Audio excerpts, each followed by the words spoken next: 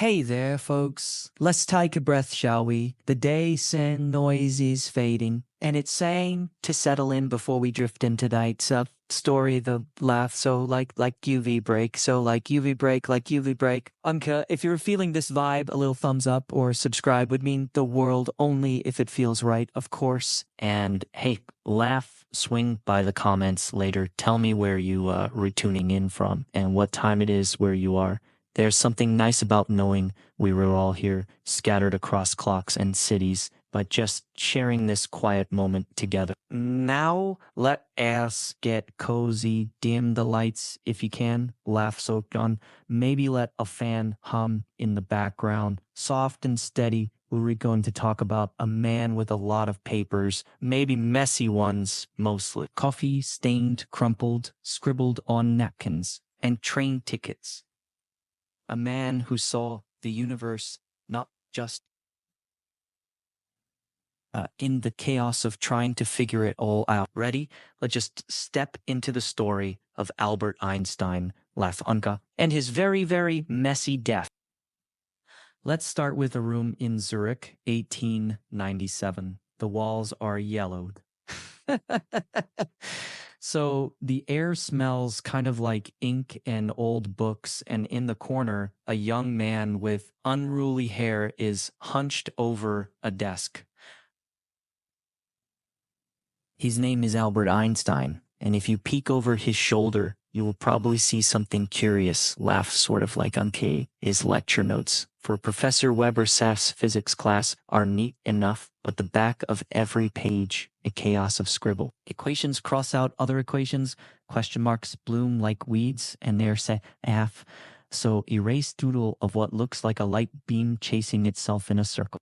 His classmates have taken to calling him just like the paper hoarder when they study together in the library. Einstein never throws anything away. Laugh a scrap of wrapping paper from his lunch. It ends up covered in calculations about light. A torn page from a novel he was supposed to be reading. Suddenly it's sewn home to a half-baked idea about time once. Maurice, like laugh, like ID. Later become his wife found him digging through a wastebasket, muttering, "Yeah, I know it's up there, Uncle, that one." Thought about simultaneity. Uncle, she fished out a crumpled sheet for him, and he kissed it like it was a treasure map. Professor Weber wasn't amused. Mr. Einstein, he dare say, tapping his desk with a ruler, laugh, "Yeah, your formal papers are illegible, and your informal ones are just everywhere." The professor had a point. Einstein submissions for lab reports were often written on the back of old math problems, with coffee stains blurring the margins. Once he handed in a paper where the final conclusion was scrawled over a grocery list.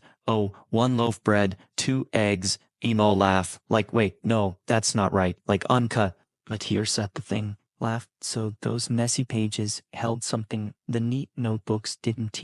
In the margins of his electromagnetism notes, there's a tiny sketch of a train, just like uncut, its windows marked with little clock. That train would grow up years later to star in the thought experiments that really birthed relativity. Back then, though, it was just like a doodle hiding between a lecture on induction and a reminder to buy toothpaste. His friends liked to tease him, Albert, one would say. So if your brain were as organized as your desk, we don't all be geniuses. Einstein would just grin and just push a pile of papers toward the chaos is where the good stuff hides, he'd say. You just have to be willing to dig and dig like he did. He'd spend hours rearranging his scraps, laying them out on the floor like a puzzle, muttering to himself when a formula from just last week as trash fit perfectly with a new idea. Once during an exam, he ran out of paper, so instead of asking the proctor, he pulled out a crumpled receipt from his pocket and scribbled his calculations on the back. When he handed it in, the professor raised an eyebrow. "Is this just laugh, bill for sausages?" "Yeah," Einstein nodded, "and the solution to question 3, it works. I promise." The professor checked it. By the time he graduated, his dorm room looked like a paper factory had exploded. There were stacks by the bed, piles under the chair, and just a few rogue sheets stuck to the wall with paste. He'd run out of tacks. When his mother visited, she gasped, "Albert, what if they're on fire?" Laugh. Yeah, he just laughed. Then the universe will have to remember my whole formulas for me. But those papers really didn't burn. They followed him when he left Zurich, tucked into suitcases and shoe boxes, each one a little piece of a puzzle he hadn't so quite figured out yet. And if you told him then that one day historians would fight over the right to study those scraps like laugh on those coffee-stained sausage built back taff, erase thoughts like uncat, he would have laughed. Probably while scribbling another equation on the nearest available surface. Berlin, 1902.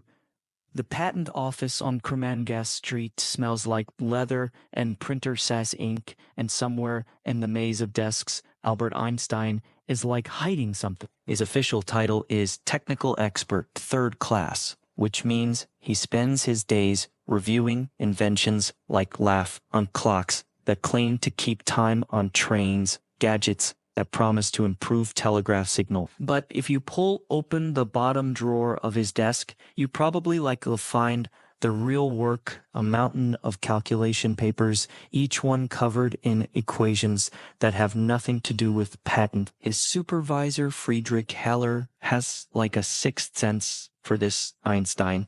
He'll bark, appearing at the desk like a storm cloud. And in that split second, Albert does a magic trick. The patent application, he's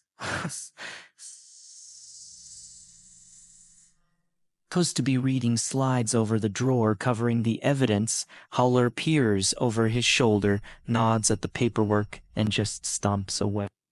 Only then does Einstein let out a breath, slide the drawer open again, and return to the problem that's been going at him.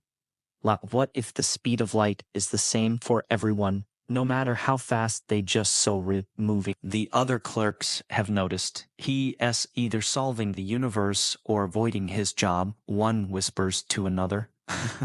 They literally have seen him scribbling on the back of patent diagrams, turning a sketch of a new type of compass into a playground for thoughts about whatever reference frames.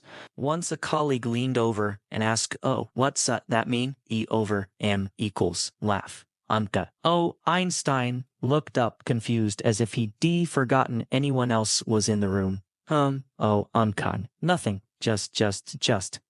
Checking the math on this clock design. The colleague raised an eyebrow. The clock design in question was for a kitchen timer.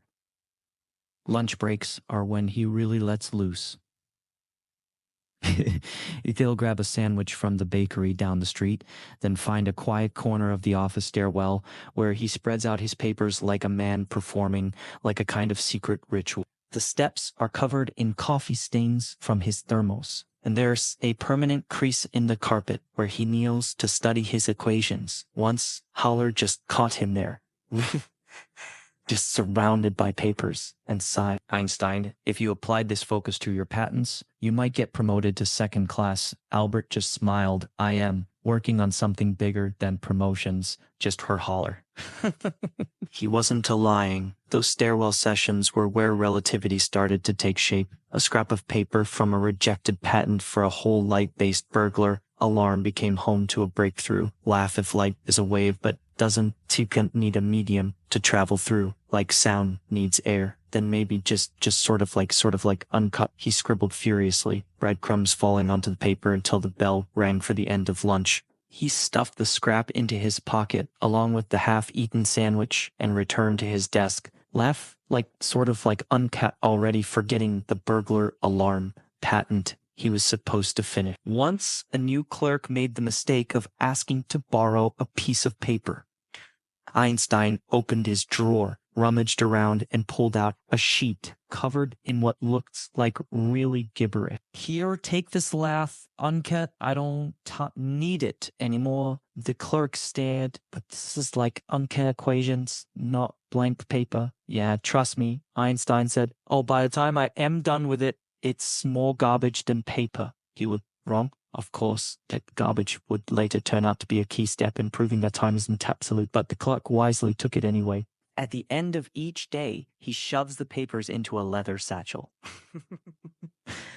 Like patents on top, his secret equations underneath holler. Once joked, "Oh, you carry that satchel like it's side full of gold." Einstein just patted it gently. Maybe it is how holler, maybe it is. And as he walks home through the cobblestone streets of Bern, the satchel bumps against his leg, just a quiet reminder that even in the middle of a boring desk job, the universe is waiting to be solved. Laugh just like on one crumpled piece of paper at a time. Bern's Café Ballerk is a small place, so with wooden tables that creak and a stove that hums all day, the regulars, no Einstein, by sight laugh, like just Anka, the guy with the wild hair who sits in the corner, nursing one coffee for hours, and never seems to notice when his pastry gets cold. What they don't always notice is what he leaves behind. Equations scrawled on napkins, formulas jotted on the back of receipts, and even a few choice calculations etched into the edge of his favorite table with a penk knife. The owner pretends just not to see. The waiters have a love-hate relationship with him. There he is again. Mutters Anna, wiping down a table as Einstein slides into his usual spot. She's got a stack of napkins in one hand, already kind of like bracing for the inevitable. By the time he leaves, those napkins will be covered in symbols that look like a foreign language. At least he tips so well. She tells the new busboy, though, I'd just trade the tips for a clean table. Today he's working on something tricky. He's got a sugar packet in one hand, stirring his coffee with the other, and his brow is just furrowed like he's just arguing with the universe. Suddenly, he slams the spoon down, grabs a napkin, and starts writing. The words come fast, laugh, like, uncuss CS and VS and square roots, all tangled together. A tourist at the next table leans over, curious. Pardon me, sir. Laugh. Okay. Are you a mathematician? Oh, Einstein looks up, blinking, as if he's forgotten where he is. Oh, I suppose so. He goes back to writing, and the tourist, trying to be polite, adds, "Oh, that looks very uncomplicated." Einstein grins. It's just a thought about, nothing important. Laugh. The napkin in question, it holds the first draft of what would later be called the relativity of simultaneity, sort of just kind of like the idea that two events happening at the same time depend on where you were standing when you see them, but to the tourist, it's scribbles. Anna comes by to refill his coffee, laugh more napkins. Her Einstein. Oh, he just nods, not looking up. She sets down a whole stack. "Don't blame me when the manager sees these," she said. He waves a hand, distracted. "Tell him it's an act." She snorts. He snorts. They say it. It's vandalism, but later when she clears the table, she'll just tuck that napkin into her apron pocket. Not because she understands it, but because there's something about the way he writes laugh, like uncaught, like he's sad in a hurry to catch up with his own thoughts. That feels important. The regulars have their own theories. He sets a spy, says the cobbler from down the street, coding messages and numbers. Yeah. No, he says a poet, argues the librarian. Those are just really, really bad poems. Einstein hears them sometimes, and he laughs. Once he held up a napkin covered in equations and said, "Oh, see this? Laugh, it's a love letter to the universe." She stands a tough audience, but I think she's starting to sort of reply. There's a particular cup met at his table, like laugh, just stained with coffee rings, frayed at the edges, just uncut. That sign become his favorite canvas. It's covered in so many layers of writing that the original design, a floral pattern, is completely hidden. One day, a physics student from the university recognizes a familiar symbol. Is that like laugh unto the Lorentz transformation? He asks, wide-eyed Einstein looks at the cup mat as if seeing it for the first time. Oh, that old thing, just playing around. The student begs to buy it. Einstein laughs, take it. I've got dozens more in my pocket. When the cafe closes for the night, the staff gathers the day. Guy leftovers, half-eaten cakes, cold coffee, and a mountain of Einstein scribbles. Anna usually throws most of them away, but every now and then she kind of slips one into a jar behind the whole counter. Just in case, she says, though. She says not sure what. Just in case means maybe one day, maybe someone will walk in and say, oh hey, that napkin, it changed the world. Laugh for now though, like it's not just a cafe in Bern with a regular customer who talks to himself and writes on everything, and when Einstein leaves, bell ringing behind him, he tucks a few napkins into his coat pocket, just like treasures hidden in plain sight waiting to grow up into something extraordinary. My Viva Marik's diary sits on the desk in their Bern apartment, its pages filled with more than just household notes. The 12th of April, one entry reads, "Oh, Albert's desk has become like a war zone. There are papers under the lamp, papers in the chair, and a particularly stubborn stack wedged between the bookshelf and the wall. I tried to tidy, and he looked at me like I'd burn his favorite book." She pauses, then adds, "Found a formula on the back of our grocery list, milk, eggs, bread, and something about space-time." Really typical. So it's not that she minds the chaos. Laugh. So really she been his classmate in Zurich, after all, and had seen firsthand how his mind works, like in bursts, in fragments, in equations, scrawled on whatever surface is near it.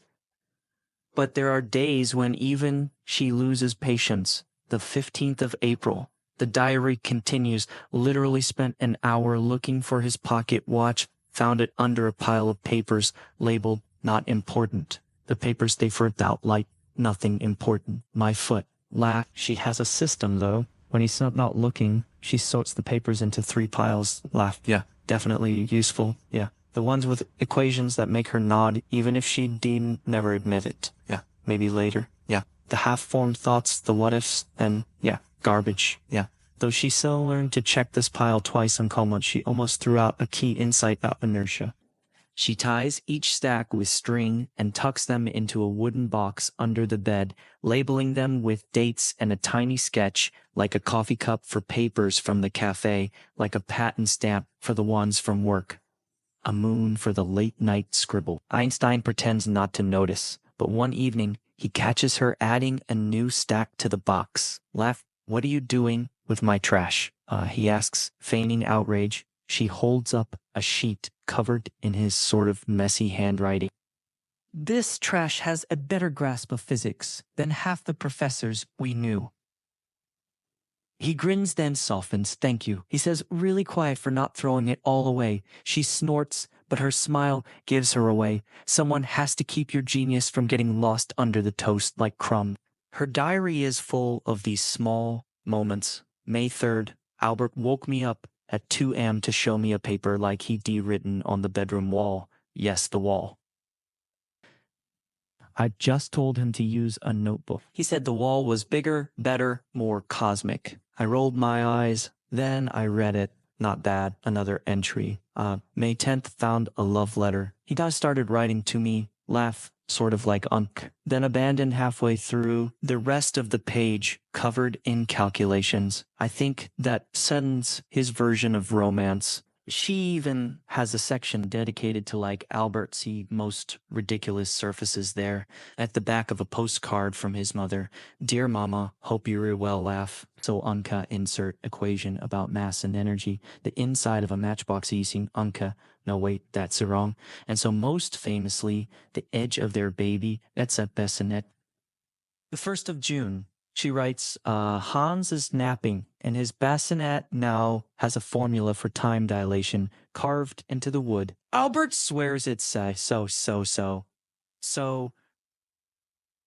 Grow up knowing the universe. I swear I am hiding all the sharp objects. But for all her complaints there, swarmed in those pages, the 4th of July, he's been stuck on a problem for days, mopes around, mutters to himself, ignores his tea, Then tonight he pulled a crumpled paper from the maybe later pile, just stared at it for 10 minutes and laughed, shouted, "Oh, that's it." I didn't understand a word of what he said next, but the way his eyes lit up, worth every messy desk, every wall scribble, every lost pocket watch. Years later, when historians ask about those early days, Maya Viva will just laugh and pull out that diary. "He was a mess," she'll say, flipping to a page covered in her neat handwriting, "but a beautiful mess. And so someone had to keep track of all those papers just before the world realized they mattered." The clock in the Einstein household ticks past midnight, and the house is so quiet, so sort of like uncut, except for the soft rustle of paper. Albert lies in bed, staring at the ceiling, while Maeva snores gently beside him. His mind, though, is wide awake, chasing a thought about light that wants to let him rest. What if, he mutters into the dark, "Oh, time isn't the same for everyone." Yeah. The words hang in the air, laugh, and for a moment, even the clock seems to pause. He slips out of bed, careful not to disturb Mileva, and stumbles to the desk in the corner. The whole room is lit only by a single candle. So it's flame flickering and casting long shadows over the piles of paper. He fumbles for a sheet, just like any sheet uncut, and finds a scrap from that morning's newspaper, its edges still crisp, with a pencil nicked from the patent office. He starts writing. The equations come in a rush, messy and half-formed, as if his hand can keep up with his brain. But the candle is dim, and his eyes are heavy. He leans closer, squinting, and the pencil slips, leaving a dark smudge across a line of variables. "Oh, stupid," he mutters. But instead of erasing, he literally just writes over it. Another smudge, another correction, until the paper looks like a battlefield. Uncut lines crossed out, arrows pointing every which way, a circle drawn around a phrase. Yeah, time bends, ridiculous, or sort of like An hour later, his eyes burn. He sets down the pencil, yawns, and stumbles back to bed, the paper crumpled in his hand. Tomorrow. He thinks, "Oh, I'll fix it tomorrow." But when morning comes, he forgets all about it. The scrap of newspaper ends up on the floor, kicked under the desk by his slipper just as he hurries to work. It's not until 3 nights later when the same thought about time jolts him awake again. Just like that, he remembers. He drops to his knees, feeling around under the desk, like a man searching for lost keys, and finally finds it. The paper is creased, smudged, and half covered in dust bunnies, but there it is, that circle around time bends. Yeah, and this time, in the clear light of dawn, it doesn't look so ridiculous. Mileva finds him later that morning sitting on the floor, staring at the paper like it's a map to buried treasure. "Another midnight adventure, yeah?" She asks, pouring coffee. He nods, grinning. This one might be worth it. She leans over his shoulder, reading the messy equations. "You wrote this in the dark, didn't you?" "Yeah." He sheepishly points to a particularly illegible line. "I think that maybe s a square root." Or maybe like a doodle of a duck. Hard to tell. He starts keeping a notebook by the bed after that.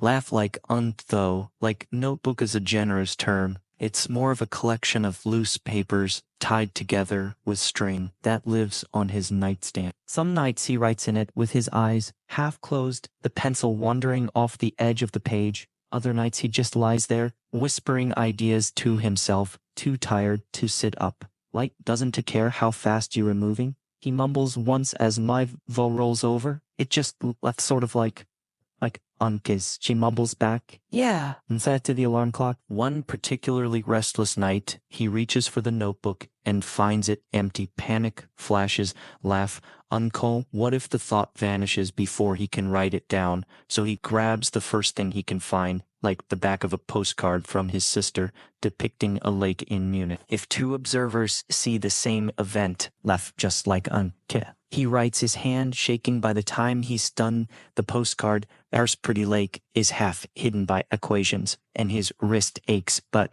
when he reads it back, he smiles. It's not perfect, but it senses dark. Milva teases him about it. Later, you're gonna give yourself eye strain scribbling in the dark. He just shrugs a laugh. The best ideas don't wait for daylight, and it's true. Just like Unka, some of the most important pieces of relativity were born in those quiet, dim hours when the world was asleep and his mind was wide awake, scribbling furiously by candlelight, turning scraps of paper into windows to the universe. Moving day in Burma 1905 is just chaos. Boxes are stacked to the ceiling. So Merva is yelling about misplaced dish towels, and Albert is supposed to be carrying books. Laugh uncool, but instead he's kneeling on the floor, sifting through a pile of papers. Albert Merva calls, hands on hips. The movers will be here in an hour. Those scraps can wait. He looks up affronted. These aren't tea scraps. This is laugh, so uncop. Well, I am not sure yet, but they re-important. She sighs, but tosses him a box labeled miscellaneous. I'll put them in there. Then, and for once, Dom to lose the box. He does as he's told. Sort of like he shoves the papers into the box, but doesn't close the lid. Then, in the rush to carry a chair out to the wagon, he sets the box down by the door. I'll get it in a minute, he thinks, and just promptly forget. The movers arrive, loud and efficient, hauling furniture and boxes out to the street. One of them, a burly man with a cigar, spots the box by the door. Trash. Yeah, laugh, he asks, just nodding at it. Mailva, so distracted by Hans crying in the nursery, waves a hand. Yes, take it. Thanks. And just like that, laughed the box just like full of Einstein, most crucial early work on relativity. Vanishes into the back of the garbage cart. It's not until 3 hours later, when the apartment is empty and the wagon is loaded, that Albert notices where's the miscellaneous box. Oh, he asks, patting his pockets like it might be hiding there. Malova blinks. The one with your papers, the movers took it. I thought it was trash for a moment. He just stares at her. Then laugh, he just turns and runs. Milva watches him go, confused, and follows Albert. What's that wrong? Yeah, he doesn't test up that box had the light equations. The ones I've been working on for months. He rounds the corner, sprinting down the street, and skids to a halt when he sees the garbage cart left. Just a block away, trundling toward the city dump. Wait, he shouts, waving his arms. The cart stops and the driver leans down, frowning. What's all the fuss, mate? Einstein kind of skids to a stop beside the cart, panting. My box, a wooden box with papers. You took it from Colonel Gas 49. The driver squints. Trash is trash, buddy. But Einstein is already climbing onto the back of the cart, ignoring the stench of rotting vegetables and broken glass. Please, he says, voice cracking it, sort of like it's not important. The driver shrugs and leans against the cart, smoking. Be quick. Maliva catches up, hands on knees, and watches as Albert digs through the garbage, tossing aside potato peels and broken bottles. Here, he shouts, holding them up the box. It's dented, and the bottom is damp, but the papers are still inside. He climbs down, hugging the box like a child, and turns to the driver. Thank you so much. The driver grins, tapping his cigar. Whatever. Size in there. Hope it says just worth the smell. Back at the new apartment, Einstein spreads the papers on the kitchen table. Some are smudged from the garbage juice. Others have coffee stains that actually look like Rorschach tests. But their laugh, tucked between a grocery list and a draft of a letter to his mother. Sort of like Untis the key, a half-finished derivation showing that energy and mass are interchangeable. See, yeah. So he says to Maeva, pointing, I told you they were important. Laugh, she rolls her eyes, but there's a smile on her face as she hands him a rag to wipe off the bottle. Word gets back to his colleagues at the patent office. Of course, you chased a garbage cart for a pile of papers. Holler says, raising an eyebrow. Einstein nods, proud, laugh. Best decision I ever made. Holler snorts. If you defiled your patents on time, you wouldn't have to chase garbage carts. But later when Einstein shows him a draft of the special relativity paper, just laugh, just on parts of it copied from those rescued scraps on collar, just nods maybe next time, label the box, not trash. He does. After that, every box of papers gets a big, bold label. So yeah, important, laugh. so uncaught, do not throw away though. Knowing Einstein, it's only a matter of time before he misplaces one. But for now, as he tucks the rescued papers into a new wooden box, this time under his bed, not by the door, he smiles. The universe, it seems like, has a way of keeping its secrets from the garbage dump. Sort of one, even if it takes a mad dash down a burned street to do it. The University of Berlin Laugh So Sen Physics Department, 1908, has two constants, a blackboard in the corner, and a mountain of paper under Einstein's desk. The blackboard is pristine, its surface so smooth and unmarked so UV break until Einstein walks in. Then it becomes a canvas. He'll stand there, chalk in hand, eyes wide, and fill it from top to bottom with equations, his voice rising as he talks to himself. If the speed of light is constant, then time must just laugh, stretch like a rubber band. He steps back, squints, then grabs an eraser, wiping half of it away. No, that's not right. Let us try again. By the end of the day, the blackboard looks like a storm cloud, laughed up swirls of chalk arrows pointing in every direction, a few choice expletives in German scrawled in the margins. His students take photos of it. When he said not looking just like it, just sent a work of art. It's so beautiful. One whispers, yeah, in a messy sort of way. But the real chaos is under his desk. If you kneel down and peer beneath, you'll find a labyrinth of papers, old exams, rejected drafts, like napkins from the cafe, even just a few postcards from his mother, still covered in equation. They recrumpled, folded, and stacked at precarious angles, held together by sheer stubbornness. It's organized. Einstein insists when a colleague teases him, just laugh, just uncollinearly. The contrast between the blackboard and the waste paper pile amuses everyone. Your blackboard is the universe, in order says Max, the department secretary, and your desk is the universe in chaos. Einstein grins maybe. That's how it works. Maybe order comes from chaos. You just have to let the mess breathe. One afternoon, a visiting professor from Berlin stops by. He's known for his neatness, laugh, just like Unke's desk is so clean, you could eat off it like Unke. And he stares at Einstein's workspace, horrified. How do you find anything in this laugh, sort of like on rubble? Yeah, he asks. Einstein doesn't look up from a crumpled paper. I don't it finds me. Just then, a sheet slides out from the pile, floating to the floor like a leaf. He bends down, picks it up, and smiles. See, laugh. There it is, the solution to that problem I was stuck on. The visiting professor blinks. It was under your desk this whole time. Yeah. Where else would it be? Yeah, Einstein says, as if this is obvious. The students have a game, so they bet on how long it takes for a new paper to disappear into the pile. 3 days, says Anna, a first year. He'll set it on the edge, then forget about it, until it just slides off. She says, right, laugh. Einstein's desk is a black hole for paper, like uncut neat stacks vanish overnight, only to reappear like weeks later, wedged between a textbook and a half-eaten apple. But here, as the strange thing, he always finds what he needs. Once he spent hours searching for a key derivation on the blackboard, erasing and rewriting, just growing more frustrated by the minute. I know it's in here somewhere. He just mutters, kicking the pile of waste paper. A paper flies out, landing at his feet. It's semi on the derivation, laugh, neatly written, with a coffee stain shaped like a star. He says, as if it was planned. There you are. His colleagues start calling it Einstein's law. The more chaotic the pile of waste paper, the clearer the blackboard. When he's stuck, he'll stand in front of the blank blackboard, staring at it, then glance down at the mess under his desk.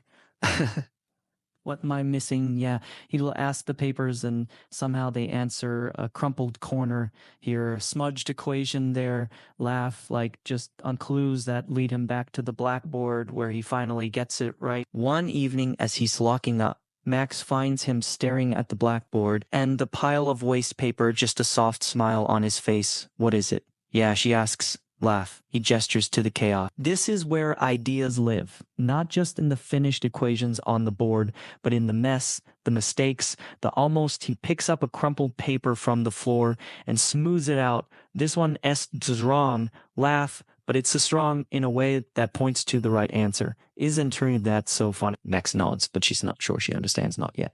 Later, though, when she finds a note he left on her desk, laugh just like, sort of like, just kind of a scrap from the pile of waste paper with a single equation and a note. Yeah, I thought you'd die like this. Uncount. She starts to get it. The blackboard shows the destination. The pile of waste paper shows the journey, and sometimes the journey is just as important. Hans Einstein is 4 years old, with unruly hair, just like his father S, and a penchant for exploring every corner of their burn apartment. Today, his curiosity has led him to the wooden box under his father, Suck. Laugh, so sort of like untold, the one labeled important, do not throw away. He tugs it open and just like a flood of papers spills out covering the floor like a snowstorm of equations. Hans giggles, just plopping down in the middle of them and picks up the first sheet he can read.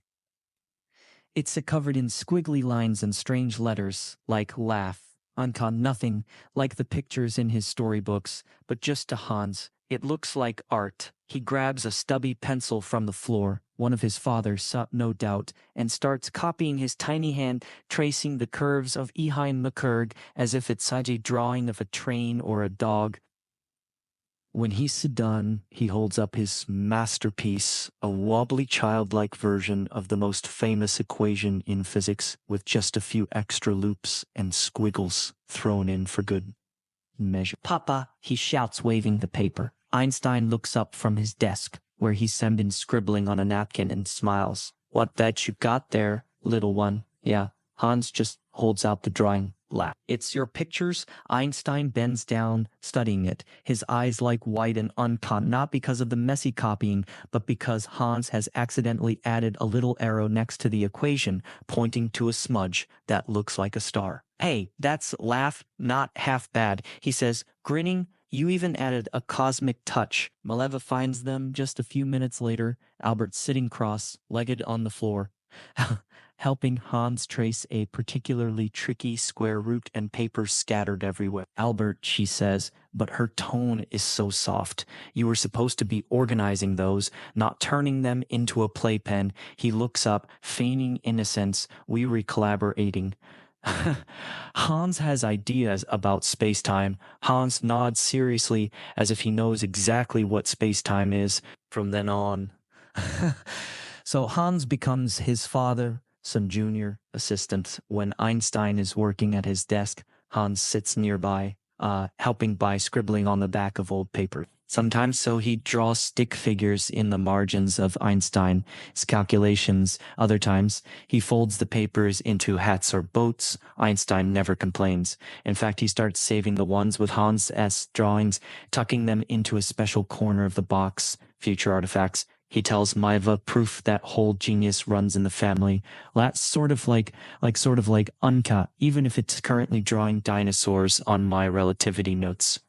One afternoon, Hans comes running into the kitchen, holding a paper with a big, bold X on it. Papa, I found a bad one. Einstein laughs, taking it. It's a draft full of mistakes. Laugh, like wrong signs, miscalculations, a particularly embarrassing mix-up between velocity and acceleration. You're right, buddy. This one sets a dud. He crumples it up, pretending to throw it away, but Hans gasps. No, save it. Einstein raises an eyebrow. Why? Yeah, because Hans says, matter of fact, yeah, you can fix it. Laugh like my drawing. Einstein pauses, then he smooths out the paper, nods, and tucks it back into the box. You're in a wise man, Hansel, he says. And so he means it? There's something about his son. It's innocent belief. Laugh. Just like laugh. Uncut that mistakes are just things waiting to be fixed. That sticks with him. Later, when he's stuck on a problem, he pull out that crumpled paper with its messy X and Hans' tiny fingerprint smudged in the corner and smile. Let's try again. so he looked so much. Years later, when Hans is a teenager studying engineering, Einstein gives him a gift, a box full of those old papers, each one marked with a child, scribbles. These were just like some of my best collaborators, he says. Hans laughs, flipping through them. I can't believe I thought your equations were just pictures of trains. Einstein grins. Funny thing is, some of them, like Katsatzer, lost trains. You were onto something. And maybe that's the point, genius in the end. Isn't he just about the finished equations? Laugh, just like uncut. It's about the messy, wonderful process of getting there. Even if that process involves a 4-year-old with a pencil turning your life's work into a canvas for dinosaurs and stars. The rain in Bern comes in sideways, slamming against the windows of the Einstein apartment like 1,000 tiny drummers. Albert is sitting at the kitchen table, a mug of tea gone cold beside him, and like a stack of calculation papers just in front of him. He's been staring at the same equation for an hour. Something about the curvature of space-time that just won't click. Why can't you behave? Oh, laugh, he just mutters, tapping his pencil against the paper. Outside, the sky darkens, and a clap of thunder makes the windows rattle. Mylova looks up from her book. Maybe you should take a break. The rain siren, the light so funny. He shakes his head. I'm close. I can feel it. She just sighs, going back to her reading, but not before sliding a plate of biscuits toward him. At least eat something. Genius needs fuel. Doesn't he hear her? His mind is stuck, looping around the same problem. And the rain isn't helping. It's loud, distracting, constant drumbeat that matches the whole frustration in his whole chest. He stands up, pacing, and accidentally knocks his elbow against the table. Laugh, the stack of papers like teeters, then topples like just spilling onto the floor where a puddle of rainwater has seeped under the window. Damn it, he says, just bending down to rescue them, but it's not too late. Left, the bottom sheet is soaked, its edges curling, the ink bleeding into a blurry mess. He holds it up, frowning. The equation he'd been struggling with is there, but the numbers have run together, so the symbols merging into something new, like just uncut. He squints where there was once a sharp C for the speed of light. The water has turned it into a loop, as if the light is bending back on itself. And next to it, just a smudge that looks like a tiny star connected to the loop by a wobbly line. Wait a minute, he says, voice quiet. He grabs a dry paper and starts copying not the original equation, but the blurry water, just ruined version of it. The numbers don't make sense at first. Laugh, until he realizes, like the smudge isn't a smudge, it's a clue. What if gravity isn't a force? Oh, he says more to himself than to Mylova. What if it's a curve, like the light's path bending around a star? Laugh, yeah, he scribbles furiously. The rain still pounding outside, but now it sounds like applause. The wet paper, once a disaster, has shown him something like the dry, neat equations never could. Laugh, sometimes messiness, like uncle imperfection. Uncle's, you see what son been hiding in plain sight. Myla looks up, noticing the change in his tone. You got it. He nods, grinning, and holds up the wet paper. This thing, the rain, ruined it. But laugh, just like so untit perfect. She just leans over, looking at the blurry mess. Looks like a child sent drawing to me. Yeah, exactly. He says sometimes you need to stop being precise. Let the universe blur the lines a little. He spends the rest of the afternoon by the window, watching the rain and scribbling. Every now and then, he'll deliberately dip his finger in a puddle and drag it across a paper, creating smudges that become new ideas. A blur here becomes a planet. A runny line there becomes a gravitational wave. By evening, the table is covered in wet, wrinkled papers, each one just a little more chaotic than the last. When the rain stops and the sun just peeks through the clouds, Maeva finds him asleep on the couch, like a wet calculation papers stuck to his cheek. She gently peels it off, smiling at the messy equations underneath. On the back, he see written a note. Oh, thank you, Rain. She tucks it into the wooden box next to Hans, says drawings and the rescued garbage papers, and just covers him with a blanket. Later, laugh when he's famous and people ask where he got the idea for general relativity, sort of like onto the theory that gravity is the curvature of space-time. Unca, he'll chuckle and say, oh, a rainy day in Berlin and a very wet piece of paper. They'll nod thinking it as a metaphor, laugh. But he means it. Sometimes the best ideas don't come from sitting in a neat office staring at a clean blackboard. They come from the mess, like uncooked the rain, the spills, the accidents that make you look at things just differently. And that wet paper, laugh, it's still in the box, a little faded, a little crinkled, but still holding the secret that changed the way we see the universe. All because a storm came through and like a man wasn't afraid to just let his work get a little messy. The letter from the publisher arrives in 1905, crisp and formal, with a wax seal on the envelope. We would be really honored to publish your work on relativity. It reads. Einstein grins, then panics because the whole work in question exists mostly in fragments, laugh, uncut in the margins of patent applications, on napkins from Cafe Balwork, and in that battered wooden box under his bed. He hasn't actually written it down properly. Not yet. Maleva watches him pace hands behind his back, muttering. You knew this was coming, she says, handing him a cup of tea. They've been asking for months. He just groaned. I thought I had more time. It's all in my head. Laugh, just like uncut. And in the papers somewhere, he gestures vaguely at the mountain of calculation, papers covering the dining table. And so begins a week of chaos. Einstein spreads every scrap of paper across every surface in the apartment. Laugh, uncool, the table, the chairs, even the floor. Hans tiptoes through, careful not to step on the really important pictures, while Maeva cooks dinner around him, stepping over equations like they were part of the furniture. Found it, he just shouts it to waking the baby. It's as a coffee-stained napkin with a key derivation. Tucked between a grocery list and a letter from his sister. By the time he is done, the manuscript is a Frankenstein monster of glued together scraps. Some pages are neat, copied from the blackboard at the university. Others are so messy, like with cross-outs and arrows pointing to footnotes scrawled on the back. One page even has a half-eaten sandwich stain right next to a paragraph on time dilation. It's a laugh just incomplete. He says, holding it up. Maeva raises an eyebrow. Is that a crumb?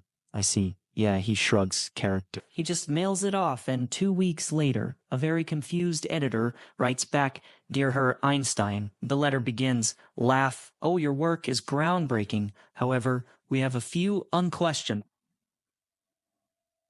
For instance, what is the significance of the breadcrumb on page 17? And might we request a cleaner copy?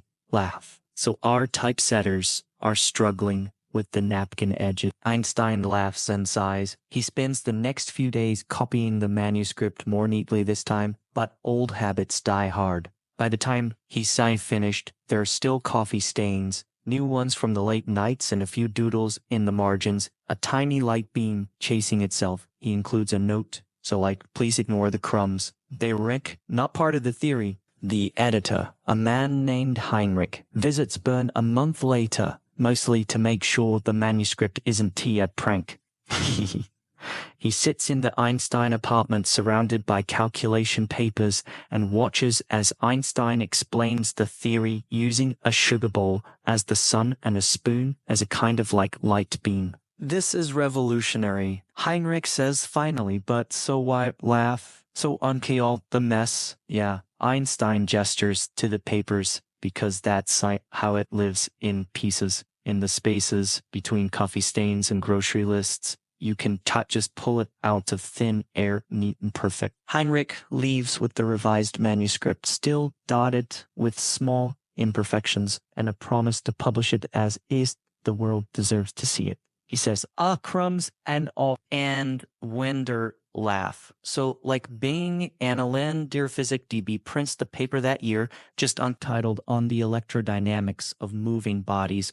Unco there is a tiny smudge on page 23, where a drop of coffee fell as Einstein wrote. Readers don't notice, or if they do, they assume it's a printing error only. So Einstein and Maeva know the truth that the theory of special relativity, which would change physics forever, was born in chaos and carried a little piece of that chaos into the whole world. Years later, Heinrich tells a reporter, oh, I kept the original manuscript. It's a mess, laugh, stapled together, stained half, written on the back of old bills. But that's the point. Genius isn't about being neat. It's about being good, persistent, liked in case even when your best ideas are hiding under a sandwich crumb. The lecture hall at the University of Zurich is packed, but all eyes are on the man at the front, like laugh, like wild hair, rumpled suit, a piece of chalk in one hand, and a crumpled paper in the other. Einstein is talking about relativity,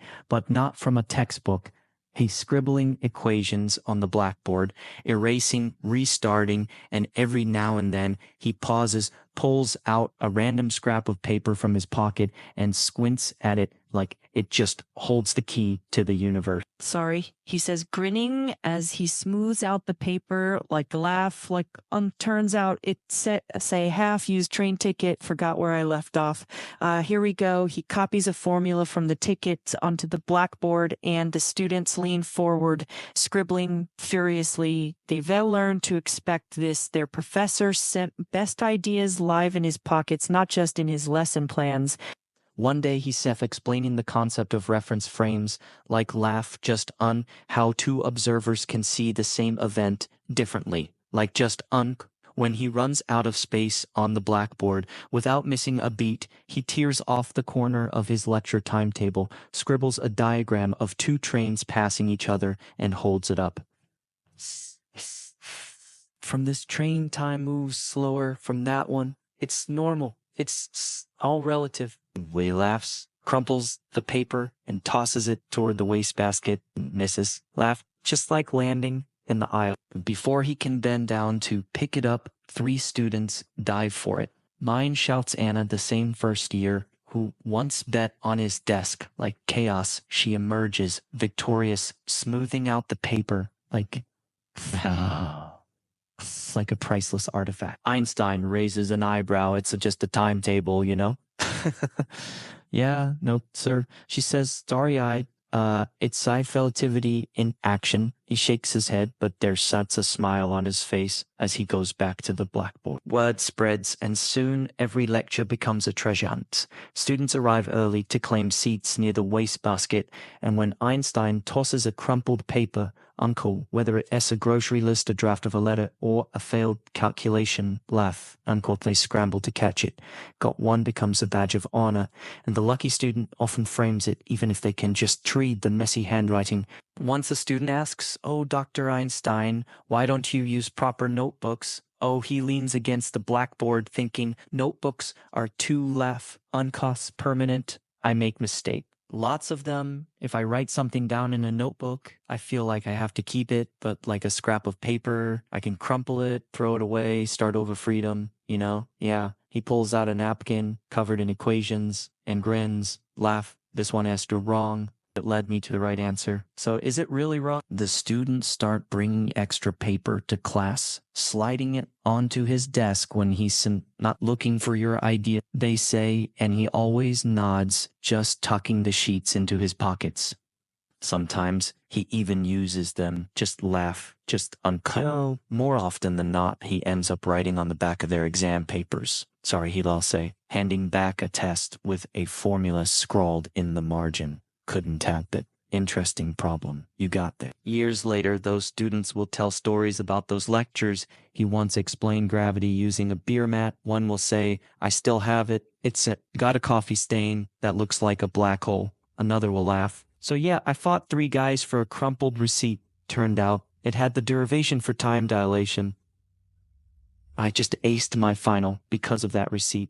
And Einstein, he never stops, even when he's famous, even when universities beg him to use proper lecture notes. He just keeps scribbling on whatever's handy. Laugh. Because to him, ideas aren't meant to be really neat. They were meant to be messy, fleeting, passed from a crumpled train ticket to a blackboard to a student's notebook. Laugh. Sort of like just ungrowing, changing, becoming something bigger than themselves. It's set to quiet morning in Berlin, 1915, and Einstein is sorting through a stack of calculation papers. Laugh. Just like uncut, something he does only when he likes stuck. The problem this time, general relativity. He's been wrestling with it for years, and every time he thinks he's got it, a mistake derails everything. Today, he's determined to find where he went wrong. He sips his coffee, eyes scanning the papers. Most are covered in his messy handwriting, equations that loop and twist. So question marks that scream frustration and the occasional curse word in German. He pauses at a sheet from 3 months ago, squints, and snorts. You idiot. He mutters, tapping a line with his finger there. In black and white is a simple arithmetic error sort of laugh, like uncut by a minus sign, where a plus should be. No wonder it didn't. He flips to another paper, probably from last week, and groans. This one has a more embarrassing mistake. So he forgot to square the speed of light. Error today. McReally Albert. Yeah, he says, shaking his head. Laugh. Even just a schoolboy knows better. He crumples the paper, then stops, smoothing it out again. But just laugh like uncuff. Without this, I wouldn't have tried the next one. He tucks it back into the stack, a little more gently. Maiva, passing through his study, hears him talking to himself. Another breakthrough. Yeah, she asks, smirking. He holds up the minus sign paper. Another disaster. Laugh. Look at this. I missed a sign for 3 months. Laugh. She leans over, laughing. Maybe you should let someone check your work. He pretends to be offended. Where's the fun in that? Half the joy is always finding the mistake, but there's no truth to it. He keeps every error, every wrong turn, every crumpled paper that led him astray. They were not failures, he thinks. Laughed. Just so. They re-signposts.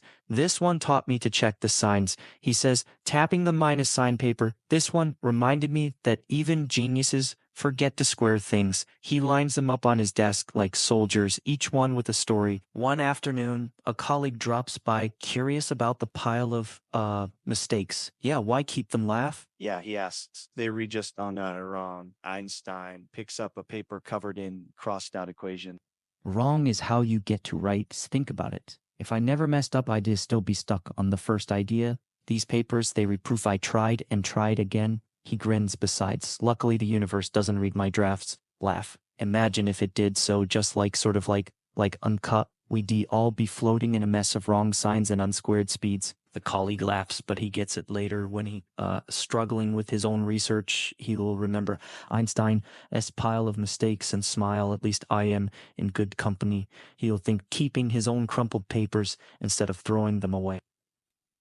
Einstein's favorite mistake is one from 1913, of a miscalculation that led him to conclude gravity couldn't bend light. I was so sure, he always says, just looking at it now. Wrote a whole paper about it, sent it to the journals. Embarrassing. But 2 years later, that mistake led him to the correct conclusion. Gravity like kind does der bend light. See, laugh. Yeah, he says to the paper, you were a terrible idea, but you pointed me to a great one. He starts a new tradition. So at the end of each week, he picks his best mistake and tapes it to the wall above his desk. To remind myself, he tells Melva, oh, that being wrong is part of being right. The wall grows crowded. Laugh. Unco, with misspelled variables, botched integrals, and even one paper where he'd accidentally written cow instead of o calls a typo, but he kept it for a laugh. When students visit his study, they stare at the wall,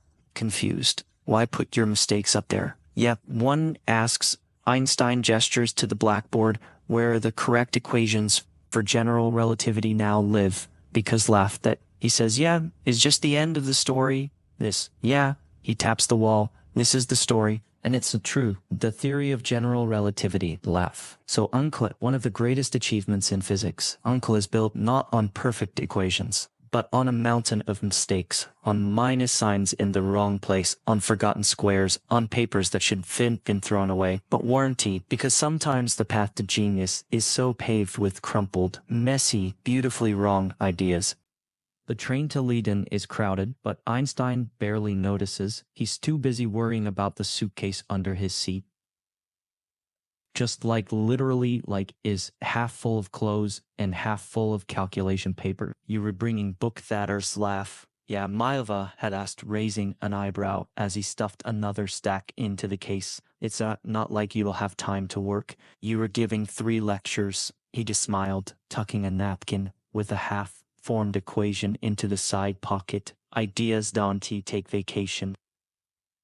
Now, just as the train rumbles through the Dutch countryside, he pulls out the suitcase, unlocks it, and starts sifting through the papers. A conductor passes by, raising an eyebrow at the mess. Business trip, sir. Yeah, Einstein nods, not looking up something like that. The conductor eyes the equations, looks complicated. Yeah, laugh at Psy, just like uncut light. Einstein says, grinning, and time. Nothing too bad. When he arrives at the university, the whole host is waiting. Laugh. Professor Lorentz, a distinguished physicist with a neat beard and a penchant for order. He blinks when Einstein opens the suitcase. Is that laugh? Work. Yeah, he asks, gesturing to the papers, spilling out.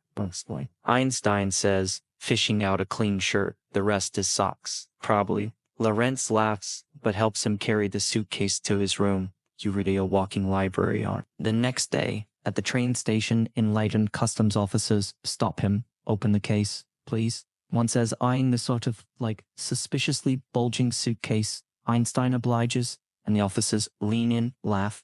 Uncut and free. What is this? Yeah, one asks, picking up a paper covered in what looks like gibberish. Is this some kind of code? Yeah, Einstein blinks code. Notes or laugh, like physics, relativity, mostly. The officer narrows his eyes. Relativity sounds like a spy term to me. Lorentz, who deep come to see him off, steps in. He's a professor, he says, showing his eye. These are his notes. So the officers exchange looks, then shrug, just like laugh, just like Uncle Don, to lose them. Looks important. Einstein grins, closing the suitcase. ID sooner lose my shoes.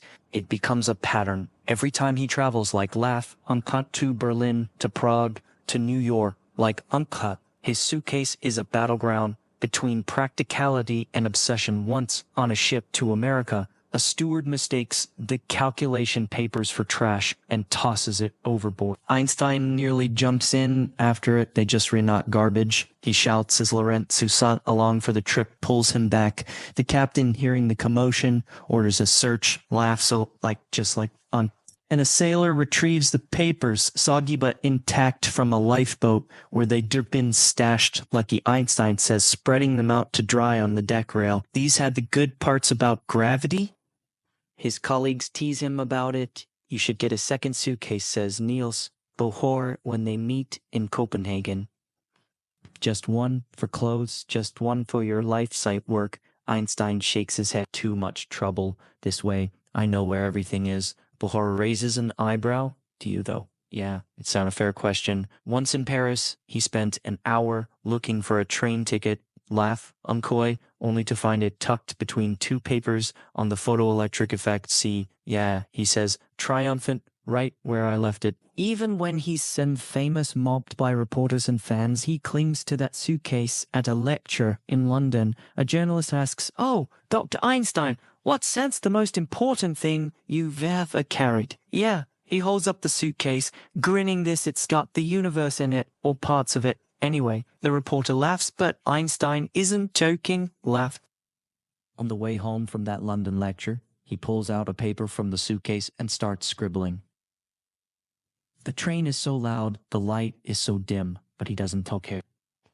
He sigh onto something. Laugh. So uncanny thought about quantum mechanics, sparked by a conversation at the lecture. By the time he arrives back in Berlin, the paper is covered in equations, like coffee stains, and a smudge from the train window. He tucks it into the suitcase, smiling. Another souvenir. He thinks Maeva meets him at the station. as always, find anything good? Yeah, laugh. So she asks, nodding at the suitcase. He pulls out the quantum paper. Maybe let's just see if it survives the trip home. She rolls her eyes but takes the suitcase from him, balancing it carefully. Come on, dinner, sad, just getting cold, and try not to leave any more papers in the taxi. Laughed just last time. The driver called Uncut, said he found a formula for time in the back seat. He laughs following her. He should keep it, might be useful. And as they walk through the station, the suitcase bumping against his leg, it thinks ideas are like travelers. They need to be carried, protected, taken new places. Sometimes they get lost, sometimes they get wet, sometimes customs officers think they recode, but in the end they find their way, laugh, from a messy suitcase to a blackboard to the world. Princeton, 1945. The study in Einstein. Seth's house is quiet, save for the rustle of paper and the soft ticking of a clock at 66. His hair is whiter, his hands a little steadier when he holds a pencil, but the piles of calculation papers are as tall as ever today, though. Like he said, not writing, just sort of like uncal, he sighed, sorting. Just trying to make sense of it all, he tells his secretary Helen, as she brings him a cup of tea. The project started with a simple idea, clean up after decades of collecting scraps, like untold napkins from Princeton diners, like old envelopes, even the back of a postcard from the Queen of Belgium. Laugh. Uncle's study looked like a paper museum. My grandchildren can't even walk in here. He'd joke to Helen, time to fix that. But fixing it is harder than he thought. He picks up a paper from 1905. Laugh. Unca, the one with the bread crumb stain from the Relativity manuscript, just unk, and pauses. This one stays, he says, tucking it into a new stack. Then a napkin from Cafe Bulwark with a doodle of a light beam. This too, Helen watches, amused, as the key pile grows taller than the, toss pile, Dr. Einstein. She says, you were supposed to be throwing things away. Hey, grins, I am just select, sort of. He starts a system of sorts. Boxes labeled by decade. 1900s, laugh. Uncut burn. 1910s, uncut Berlin. 1920s, uncut travels. But each box quickly overflows. In the 1900s box, there's the garbage, rescued paper, Hans C. first drawing of Emil McCain, and a ticket stub from the train he'd chased in the 1910s box. A letter from Maleva scolding him for losing his keys with a calculation on the back. And the wrong sign paper. Helen helps, but she learn not to question his choices. Why keep this? She asks, holding up blank scrap with a single coffee stain, because he says, laugh. That sight from the day I realized gravity bends light. I spilled the coffee when I jumped up, just felt like the universe was cheering. Laugh, she nods, placing it gently in the 1919 box, just the year of the solar eclipse that proved him right. His grandchildren visit, sometimes curious about the stacks. Grandpa, what's all this? Laugh. Oh, asks 10-year-old Bernhard, pointing to a box labeled Miscellaneous 1930. Einstein pulls out a paper covered in equations about black holes. These are ideas. Some worked, some didn't he, but they were all part of the story. So Bernhard picks up a napkin with a smudge. This one, that's a story about a very good cake in Vienna, Einstein says, and a very bad idea about quantum mechanics. Laugh, the cake was better. He finds himself telling stories more than sorting. This paper, he says, holding up a crumpled sheet, is why you never trust a calculator. I thought it was broken, but turns out ID just typed in the wrong number. Spent 3 days on that mistake. Helen writes down the stories in a notebook. Laugh. So, Unca, Einstein, set paper tales. She calls it Uncup. So he won. Forget them. By winter, the study is still messy, but now it's order, organized mess boxes line the walls, each one a time capsule done. He says, leaning back in his chair, but then he spots a paper under the desk. Laugh, kind of a late night scribble from 1943 about unified field theory. Unca, and smiles. He bends down, picks it up, and tucks it into the unfinished business box. Almost done. He amends. Helen laughs. You would never be done, will you? Oh, he shakes his head. Ideas don't stop. Why should I? Yeah, but there's a softness in his voice. He knows these boxes are for more than just papers. There is for the people who, so I'll come after. Laugh. So for the historians, the students, the curious souls who want to know not just what he discovered, but Dean Haugeld. One afternoon, he shows the boxes to a young physicist from the institute.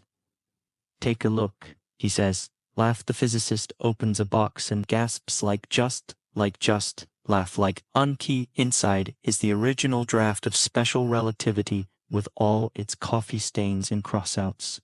It's laugh, sort of like just, not perfect, he says, surprised. Einstein nods. Perfection is boring. This is human aperture. We stumble, we spill coffee, we chase garbage carts, and somehow we still find the star. The physicist leaves with a new understanding. Genius isn't her laugh about being flawless. It's about being like your present, like Geonkaism, in the mess, in the mistakes, in the moments when a crumpled paper feels like the most important thing in the world. As for Einstein, he keeps adding to the boxes right up until the end, because some things are too precious to throw away. Laugh, sort of like auntie, even if they're just scraps of paper holding the ghosts of ideas that changed the world. The archive at Princeton University is quiet, so the air thick with the smell of old paper and dust. Laugh, a young historian, Clara pulls on white gloves and opens like a wooden box labeled Einstein, Auntie, 1905, Auntie 15. Inside, nestled between acid-free tissue paper, are the scraps, a napkin with a light bean doodle, a train ticket covered in equations, a coffee-stained page with a minus sign crossed out in red pencil. She just picks up the garbage rescue paper, its edges still slightly crinkled from the dump, and just smiles. This is where it all began. It's 1955, like 5 years after Einstein's death, and the world is just starting to unpack his legacy. The boxes from his study have been moved to the archive, and researchers like Clara are spending hours sifting through them, piecing together the whole story behind relativity. It's not what I expected, she tells her colleague, holding up a child's drawing of E0 Mactical. Laugh like McTuck. Oh, Khan's first attempt. I thought there'd be neat notebooks, perfect equations, not UV break.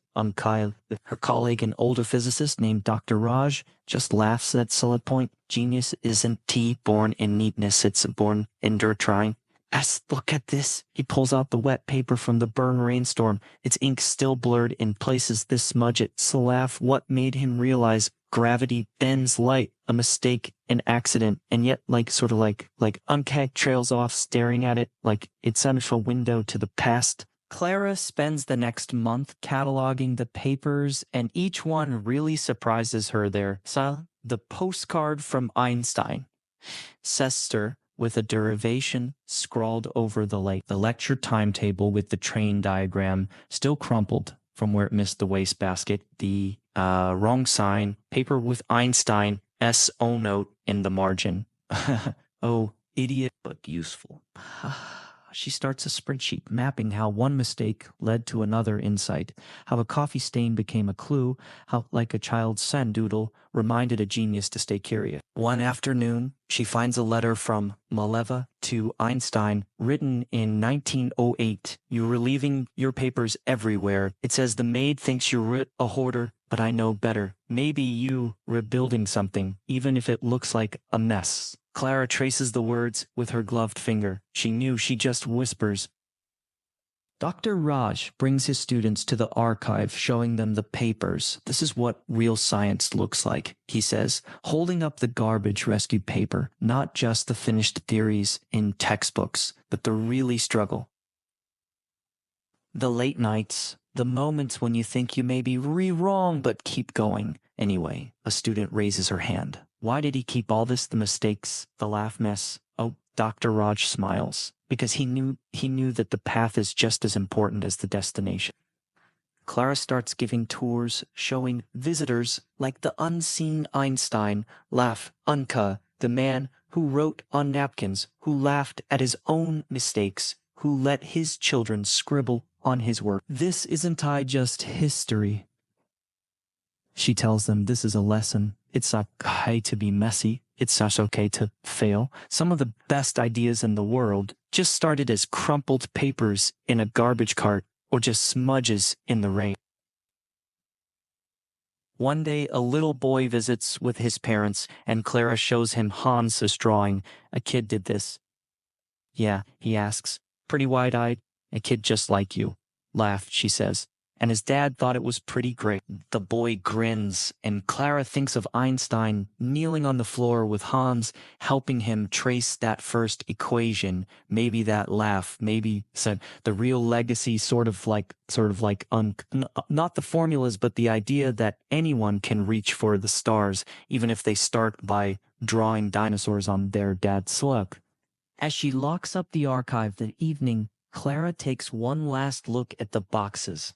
They read not just full of papers. She realizes they just read full of life like Kinder, late nights, rainy days, family dinners, interrupted by sudden idea. The messy, beautiful human side of genius. She thinks of Einstein's words written in the margin of a particularly chaotic paper. Actually, the universe is complicated, but it's not neat. Why should my notes be that? And he was right. The universe isn't too neat. It's so full of surprises, laugh, like just black holes that bend light, stars that explode, galaxies that spin in ways no one predicted. And maybe we just need a little chaos to understand. A little mess, a few crumpled papers and coffee stains, because like that side where the universe hides its secrets, laugh sort of like in the spaces between the equations, in the mistakes, in the moments when you least expect it. The archive lights dim as Clara turns off the last lamp, leaving the boxes in soft darkness outside. The stars come out, pinpricks of light, and the black sky laugh, on each one a reminder of what can happen when you dare to reach, maybe even through the whole mess.